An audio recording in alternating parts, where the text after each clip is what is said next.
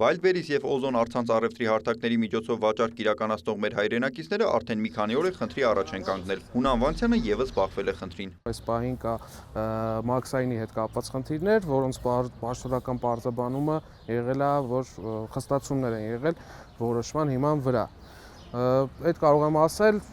ճգնաժամային իրավիճակը բնականաբար բարդություններ ունենք, բարդություններ կան։ Հիմա ամեն կերպ փորձում ենք համագործակցելով թե մեր գործընկերների հետ, թե մեր մյուս հայ սելերների հետ բարձրացնել խնդիրները, ներկայացնել ու փորձել լուծումներ գտնել։ Այս առևտրի հարթակներում հայ վաճառողների ապրանքները տեսանելի չեն ռուսական շուկայի համար։ Վաճառողները մայիսի 1-ից այդ մասին սոցցանցերում գրառումներ են կատարում, նշելով, որ պատճառն իրենց հայտնի չէ եւ անորոշության մեջ են։ Մի քանի օր է փաստացի արդեն ապրանքները փակվել են հայկական իրավաբանական անձանց համար, սակայն խնդիրը առաջացել է մի փոքր ավելի շուտ։ Խտաբանությունը մի փոքր բարդացել է, կային փաստաթղթեր, որոնք մինչ այս չէին պահանջում։ Հիմա կոնկրետ դեռևս ցանկը չկա, թե ինչ փաստաթղթեր պետք կլինի կոնկրետ որ երկրի արտադրանքի համար։ Այս պահին գնում է հավաքագրումը կոնկրետ, որի մասին մեզ խոստացել են, որ հենց կոնկրետ ինչ-որ բան լինի, տեղակ կպահեն։ Օզոնից լուրերին հայտնեցին, որ Ռուսաստան ապրանքների ներմուծման մաքսային ձևակերպման փոփոխությունների պատճառով Հայաստանից ապրանքների առաքման հետ կապված ժամանակավոր դժվարություններ են առաջացել։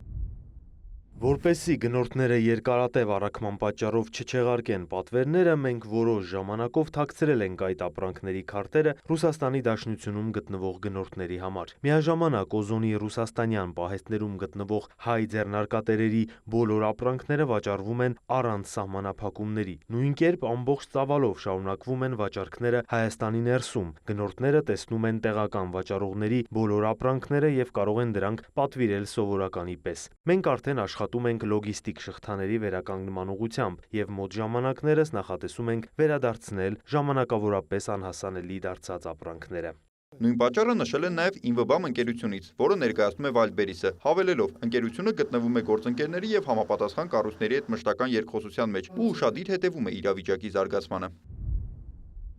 Այս աշխատանքի շրջանակում կազմակերպվել է հանդիպում հայ վաճառողների հետ, որին մասնակցել է ավելի քան 50 ձեռնարկատեր։ Ընկերության ներկայացուցիչները գործընկերների հետ քննարկել են առաջացող հարցերը, լսել առաջարկությունները եւ շարունակում են համատեղ մշակել հնարավոր լուծումներ։ Նաեւ նշենք, որ ապրիլի 20-ից Ռուսաստանի Դաշնությունում փոփոխվել են մաքսային ձևակերպման կանոնները։ Նոր կանոնների պահպանման համար վաճառողներից պահանջվել են լրացուցիչ փաստաթղթեր թարմացված ընթացակարգերի շրջանակում։ Բոլոր հարցերը քննարկվում են սահմանված կարգով համապատասխան կողմերի մասնակցությամբ։ Ընկերությունը հույս ունի իրավիճակի փուլային կարգավորման եւ կտեղեկացնի փոփոխությունների մասին։ Թեմային ծանոթ են նաև Հայաստանի էկոնոմիկայի նախարարությունում։ Գևորգ Պապոյանը հենց մայիսի 1-ին հայտնեց, որ այս իրադարձության հետևում կանգնած է հայաստանյան ընդդիմադիր երկու ուժ։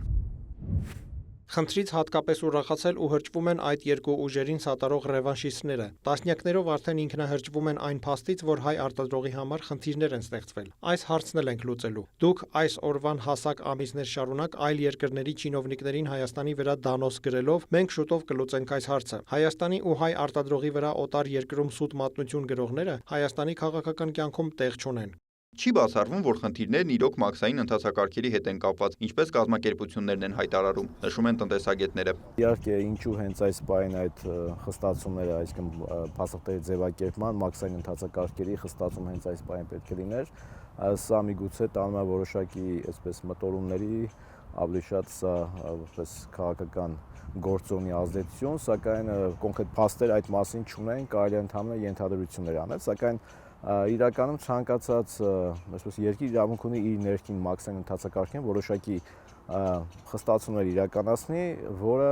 երբեմն նաև կարող է որոշակի նույնականացվի նաև քաղաքական որոշակի այսպես ազդեցությունների հետ։ Դեռևս վաղ է վերջնական եզրակացություն անել, կարծում է տնտեսագետը, հավելելով պետք է սպասել զարգացումներին։ Սա բնականաբար ձեռնտու չէ նաև առևտրի հարթակներին, որոնք որպես միջնորդ գումար են աշխատում։ Եթե ընդհանրապես այսինքն մի քանի փաստաթուղթ պետք է ավել ներկայացնեն կամ ինչ-որ բան ճշգրտեն, սա միգուցե